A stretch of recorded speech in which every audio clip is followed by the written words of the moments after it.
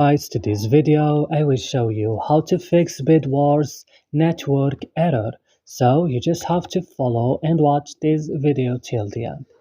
Directly guys, just go and open the settings of your phone.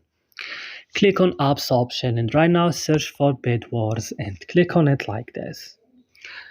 So scroll this list down, click storage, click on clear cache and back click on force stop and click OK. So right now just turn on the airplane mode and turn off VN. After this, go to Play Store and try to update BidWars if the update is available. After updating your game, if you found the update, of course, restart your phone and your problem will be solved correctly after this. Don't forget to support us by like and subscribe in this channel. See you next tutorial.